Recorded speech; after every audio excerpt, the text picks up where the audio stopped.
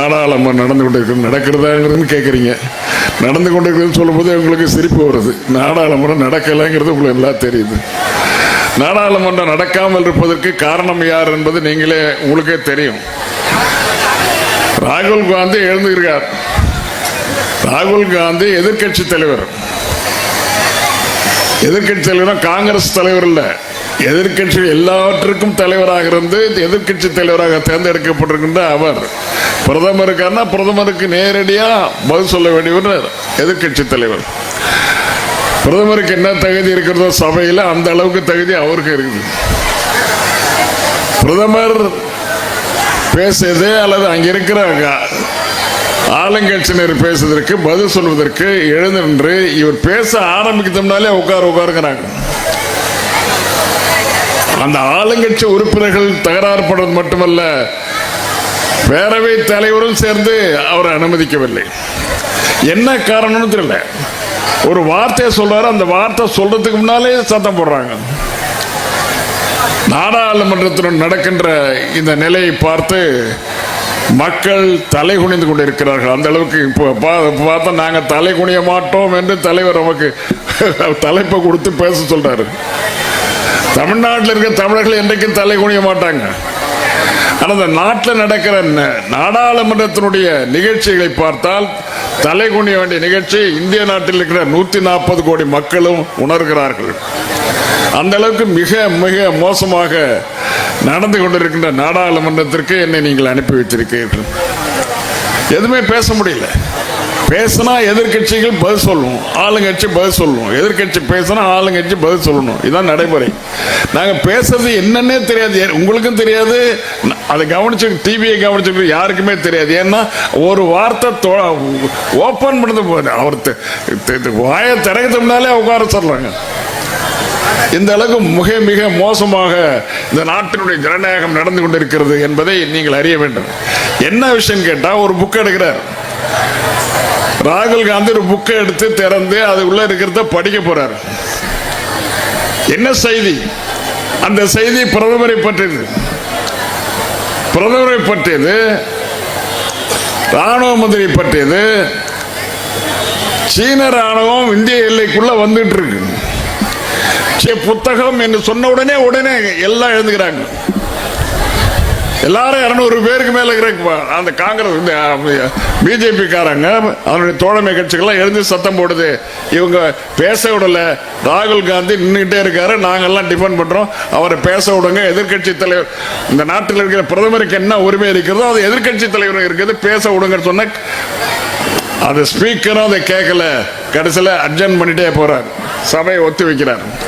ஒரு தடவை 10 தடவைக்கு மேல அவருடைய மைக்கை ஆஃப் பண்றாங்க. எங்கேயாவது உண்டா?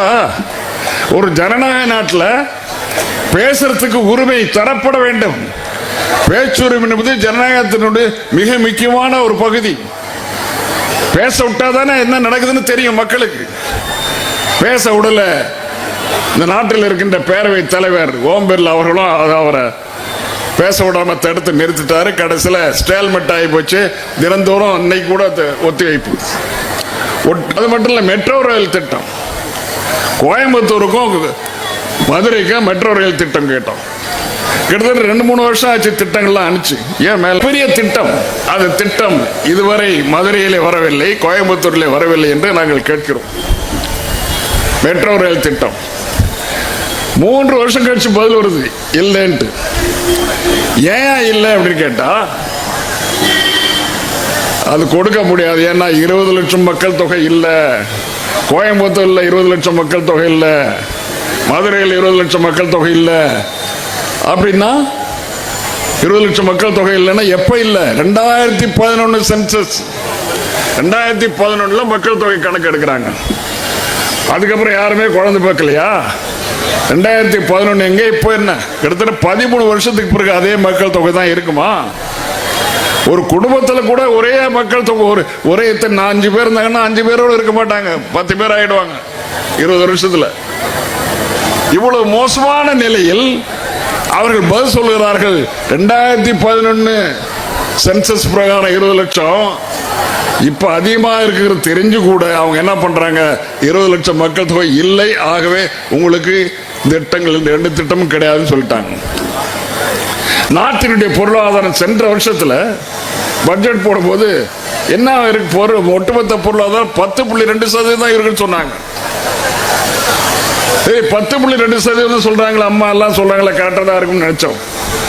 ஆனா கடைசியில ஆண்டு முடியும் போது 8.2% தான் இருக்குது என்று நம்முடைய நாட்டில் இருக்கின்ற அறிஞர்கள் சொன்னார். மட்டுமல்ல, இந்த நாட்டினுடைய பிரதமரே சொன்னார் 10.2 இல்ல 2% குறைஞ்சிச்சுன்னு சொன்னாரு. அதுவாது உண்மையான்னு பார்த்தா கடைசியில பார்த்தா 7.2% தான். இதைத்தான் IMF இன்டர்நேஷனல் மானிட்டரி ஃபண்ட் என்று அகில உலக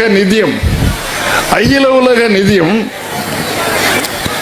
ஒரு நாடு பற்றாக்குறையில் இருந்துதான் அந்த IMFல போயிட்டு பணம் கேட்டு வாங்கிட்டு வருவாங்க.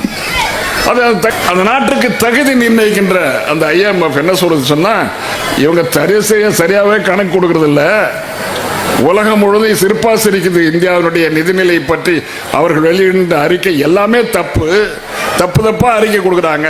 இவங்களை A கிரேடும் கிடையாது, B கிரேடும் கிடையாது, C கிரேட்ல கொண்டு வந்து வச்சிருக்கான். அகில உலகத்திலும் இந்தியாவினுடைய ஒட்டுமொத்த நிதிநிலை எப்படி இருக்குன்னா C கிரேட் 3ஆம் தளத்தில் இருக்கிறது. எப்படி கணக்கு